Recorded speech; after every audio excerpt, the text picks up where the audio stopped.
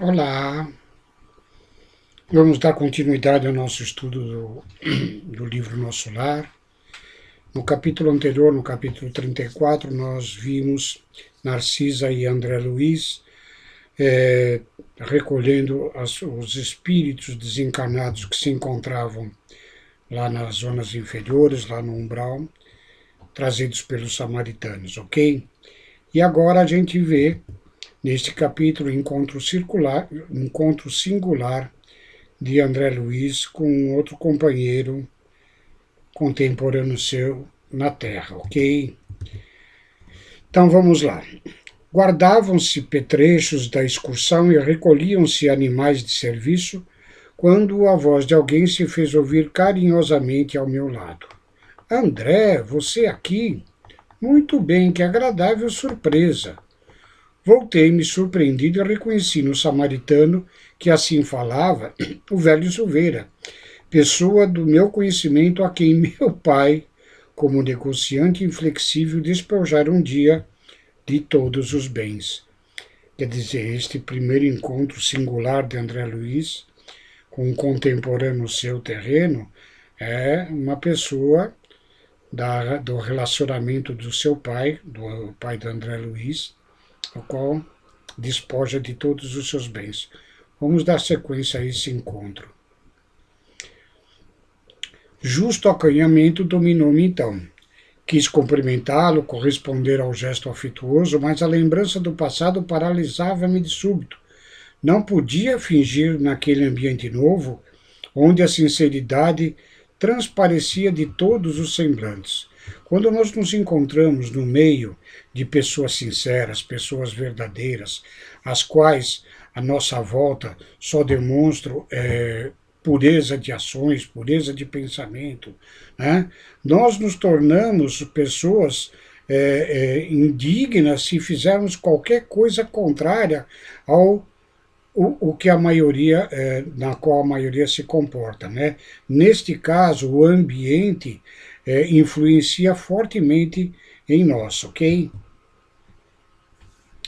Foi o próprio Silveira que, compreendendo a situação, veio ao meu socorro acrescentando: francamente, ignorava que você tivesse deixado o corpo e estava longe de pensar que o encontraria em nosso lar. Identificando-lhe a amabilidade espontânea, abracei-o comovido, murmurando palavras de reconhecimento.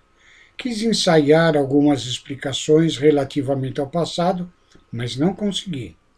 No fundo, eu desejava pedir desculpa pelo procedimento de meu pai, levando-o ao extremo de uma falência desastrosa. Naquele instante, eu revia mentalmente o clichê do pretérito. A memória exibia de novo o quadro vivo. Parecia-me ouvir ainda a senhora Silveira quando foi à nossa casa e suplicando-lhe esclarecer a situação. E agora André Luiz ele dá o relato do que aconteceu com a família do Silveira e, por imposição até, por conta dos negócios comerciais do seu pai. O marido estava acamado havia muito, agravando-se-lhe a penúria com a enfermidade de 2 filhinhos. As necessidades não eram reduzidas e os tratamentos exigiam soma considerável. A pobrezinha chorava, levando o lenço aos olhos, pedia mora, implorava concessões justas, humilhava-se dirigindo olhares doridos à minha mãe, como a rogar entendimento e socorro no coração de outra mulher. Eu recordei que minha mãe intercedeu atenciosa e pediu a meu pai esquecesse os documentos assinados, abstendo-se de qualquer ação judicial. Meu genitor, porém, habituado a transações de vulto e favorecido pela sorte, não podia compreender a condição do retalhista. E aqui nós vamos ver adiante nos capítulos subsequentes, né, a postura em existência da mãe de André Luiz e do pai de André Luiz, qual o reflexo após o seu desencarne no plano espiritual.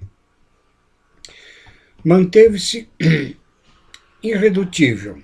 Declarou que lamentava as ocorrências, que ajudaria o cliente e amigo de outro modo.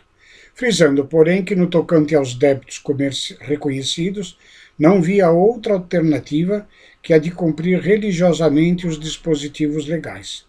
Não podia, afirmava, quebrar as normas e precedentes do seu estabelecimento comercial. As promissórias teriam efeito legal. E consolava a esposa aflita, comentando a situação de outros clientes que, ao seu ver, se encontravam em piores situações, em piores condições que o Silveira. Lembrei os olhares de simpatia que minha mãe lançou à desventurada postulante afogada em lágrimas. Meu pai guardava profunda indiferença e todas as súplicas. E quando a pobre mulher se despediu, repreendeu minha mãe austeramente, proibindo-lhe qualquer intromissão na esfera dos negócios comerciais. É uma postura dos velhos chefes de família. Nós estamos falando aqui de algo no começo do século XX, onde praticamente as mulheres não tinham nenhum tom de voz ativa nas decisões, principalmente profissionais do marido, né? Então essa repreensão que faz o pai de André Luiz à sua mãe era justificável naquela época, né? De que as mulheres deviam submeter-se ao mando do homem da casa.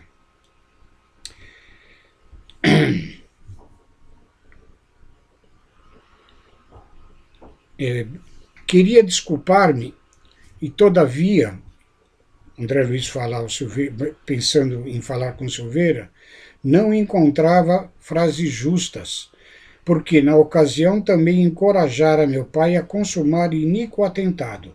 Considerava minha mãe excessivamente sentimentalista e induzira-o a prosseguir na ação até o fim. Muito jovem ainda, a vaidade apossara-se de mim. Não queria saber se outros sofriam, não conseguiam enxergar as necessidades alheias.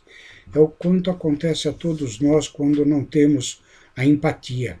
A empatia é exatamente aquela nossa forma de entender a posição do outro, de sentir como o outro se sente, de nos colocarmos no lugar dele e termos, assim, o sentimento, a emoção, para que nós possamos talvez auxiliar ou pelo menos abrandar os sofreres dos outros. Vi apenas os direitos da minha casa, nada mais. E nesse ponto tinha sido inexorável, inútil qualquer argumentação materna.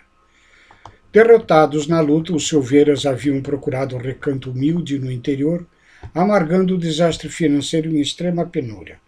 Nunca mais tivera notícia daquela família, que, por certo, nos devia odiar. Essas reminiscências alinhavam-se no meu cérebro com a rapidez de segundos. No momento reconstituía todo o passado de sombra. A nossa mente é prodigiosa. Na nossa mente, todos os fatos que nos precederam, que aconteceram, que a gente se lembra num átimo, numa pequena fração de segundo, e nós temos tudo volto como se fosse o rebobinar de uma fita, como se fosse revermos um certo filme. E enquanto mal dissimulava o desapontamento, o Silveira, sorrindo, chamava-me à realidade. Tem visitado o velho? Referindo-se ao pai de André Luiz. Aquela pergunta, a evidenciar espontâneo carinho, aumentava o meu pejo.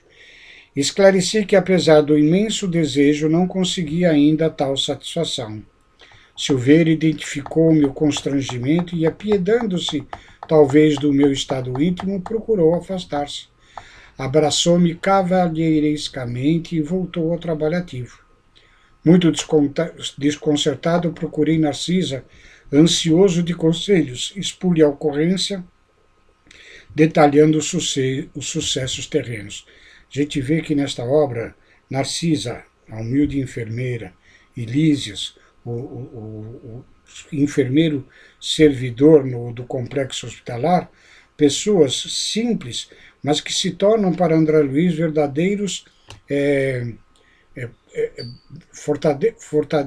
verdadeiras bases para o auxílio a André Luiz se posicionar perante a nova situação. A palavra que eu procurava é pilares. Esses dois se tornam pilares de sustentação nessa reentrada de André Luiz ao plano espiritual. Ela ouviu-me com paciência e observou carinhosamente. Não estranhei o fato. Vi-me há tempos nas mesmas condições. Já tive a felicidade de encontrar por aqui o maior número das pessoas que ofendi no mundo. Sei hoje que isso é uma bênção do Senhor, quando nos renova a oportunidade de restabelecer a simpatia interrompida, recompondo os elos quebrados da corrente espiritual. E, tornando-se mais categórica no ensinamento, perguntou: aproveitou você o belo ensejo? Que quer dizer? Indaguei. Desculpou-se com o Silveira? Olhe que é grande a felicidade em reconhecer os próprios erros. Já que você pôde examinar-se a si mesmo com bastante luz de entendimento, identificando-se como um amigo com o antigo ofensor, não perca a oportunidade de se fazer amigo. Veja que é aquilo que sempre afirmamos, que nos traz a doutrina. Quando no plano do espírito a nossa mente tem maior compreensão, ela é mais liberta das algemas que a carne nos traz na reencarnação, e o nosso espírito pensa mais justamente e mais livremente.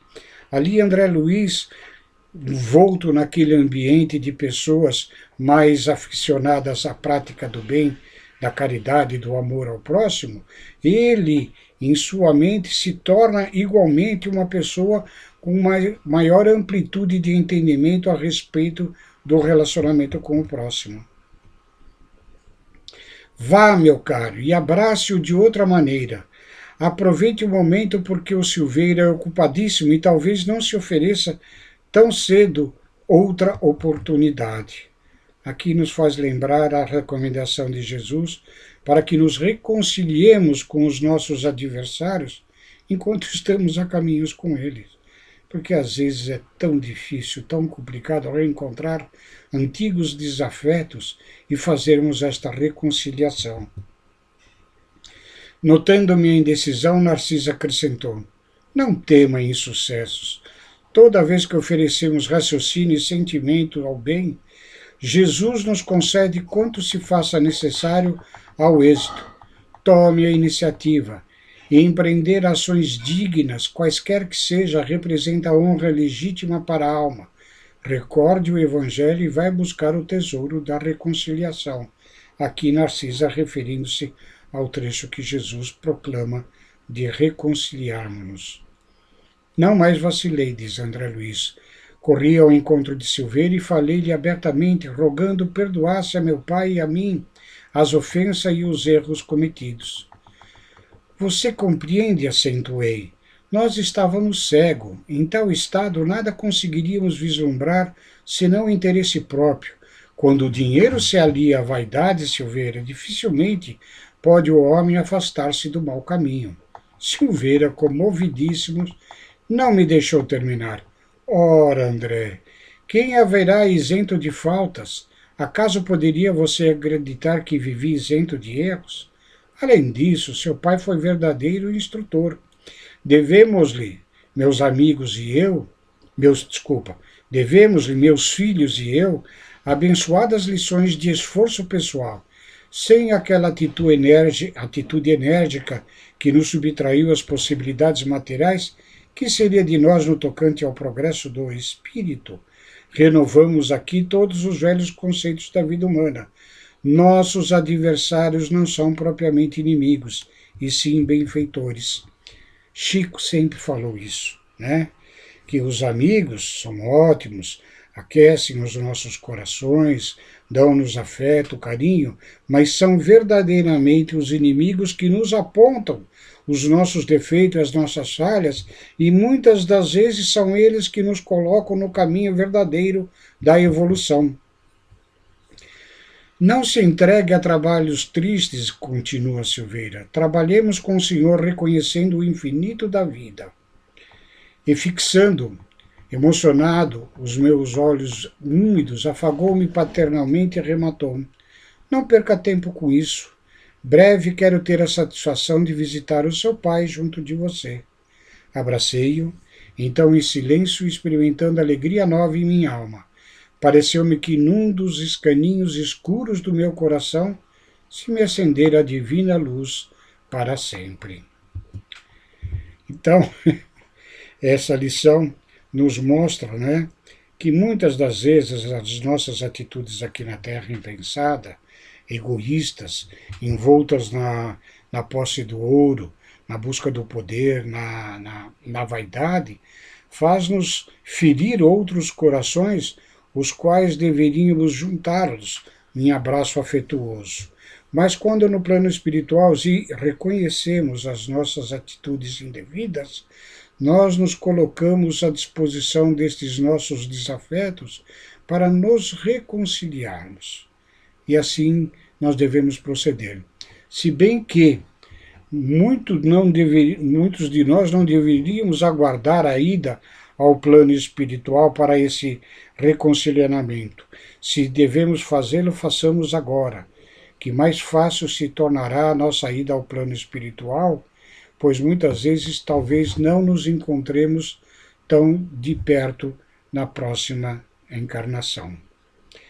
Agora, fiquemos com Deus, uma boa semana a todos, e semana que vem nós continuaremos com a leitura desta obra de André Luiz, o capítulo 36, que se denomina O Sonho.